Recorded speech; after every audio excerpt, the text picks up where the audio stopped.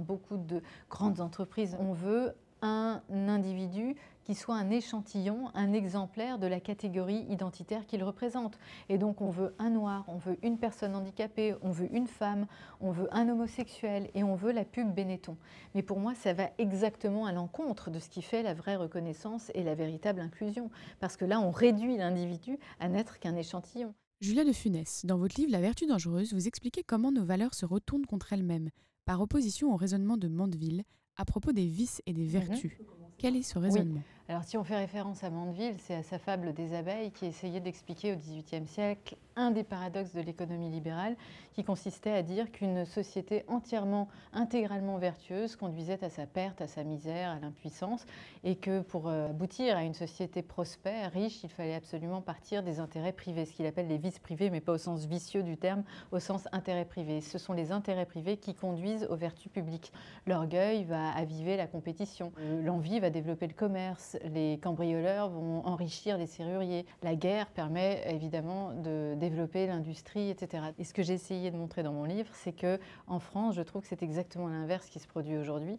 Nos vertus publiques se retournent en intérêt privé, en vices privés.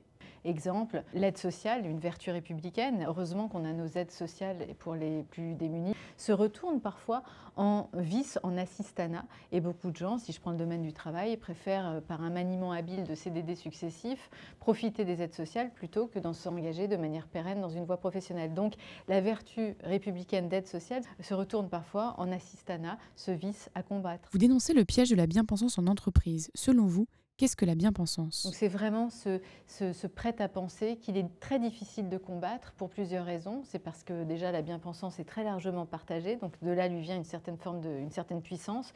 Deuxièmement, elle est pétrie de bons sentiments, donc dès qu'on va contre la bien-pensance, on passe immédiatement pour quelqu'un de négatif, de réactionnaire, de conservateur. Et troisièmement, la bien-pensance est une obéissance aux idées dominantes, aux injonctions du moment. Et c'est très difficile de s'insurger, de montrer de l'esprit critique face à une obéissance. C'est beaucoup plus facile de s'insurger contre une transgression. Aujourd'hui, les crimes de Mazan, tout le monde est offusqué, ulcéré par ce qui s'est passé, mais c'est facile d'être ulcéré par ça. C'est beaucoup plus difficile de combattre une obéissance. Or, à travers l'histoire humaine, on a vu à quel point l'obéissance, la loyauté au dogme a pu conduire au pire. Quand on fait de la moindre offense un préjudice, et c'est là qu'il faut faire une distinction, à ce moment-là, on tombe dans une traque moralisatrice pas possible, parce que jamais aucune loi ne sera suffisamment exhaustive pour recenser tout ce qui peut être offensant dans une société. Donc l'offense, c'est pas le préjudice. L'offense, c'est une vexation. Le préjudice, c'est l'atteinte à l'intégrité de la personne. Mais aujourd'hui, on confond un peu les deux. Et donc c'est tout ce système, et c'est ce que j'essaye de faire dans le livre, d'apporter sur chaque sujet une distinction conceptuelle pour revaloriser la notion qui est ébranlée en ce moment et qui devrait être revalorisée. En quoi la parité en entreprise est-elle une vertu dangereuse? Pourquoi, malgré ce que mettent les entreprises en place sur le sujet, les femmes ont-elles encore ce sentiment d'inégalité? C'est presque être antiféministe que de défendre aujourd'hui en France, en 2024, la parité.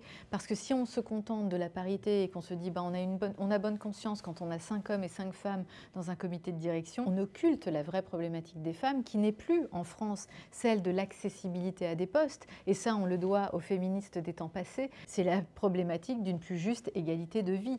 Et quand vous comparez la vie des femmes et la vie des hommes, dans 90% des cas, la vie des femmes est incomparable avec celle des hommes parce qu'elles s'occupent encore en grande majorité de 90% de leur vie privée, familiale, domestique, etc. Donc la parité, malheureusement, camoufle la vraie problématique et réduit l'égalité de vie entre hommes et femmes à une sorte d'identité statistique, d'identité mathématique. Mais on n'aura jamais résolu le problème de la femme au travail tant qu'on n'aura pas travaillé sur la plus juste égalité de vie. Sur la diversité et l'inclusion, c'est exactement la même chose. Ce sont des bonnes intentions, des vertus au départ, mais qui peuvent se retourner en vice. Pourquoi? Parce que maintenant, dans beaucoup de grandes entreprises, eh bien, on veut un individu qui soit un échantillon, un exemplaire de la catégorie identitaire qu'il représente.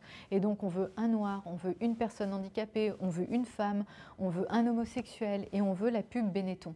Mais pour moi, ça va exactement à l'encontre de ce qui fait la vraie reconnaissance et la véritable inclusion. Parce que là, on réduit l'individu à n'être qu'un échantillon. Au nom de l'égalité, on est tombé dans un égalitarisme. Et c'est là que la vertu chavire en vice, si vous voulez, que le bienfait chavire en méfait, pour reconnaître les gens à à leur juste valeur. Encore faut-il oser poser des différences, oser hiérarchiser, oser discriminer au sens positif du terme. Mais ça devient très difficile dans notre pays parce que dès qu'on pose une différence, on a l'impression que c'est une injustice ou une inégalité. C'est une énorme erreur. Il y a des différences qui sont justes. Ça s'appelle l'équité.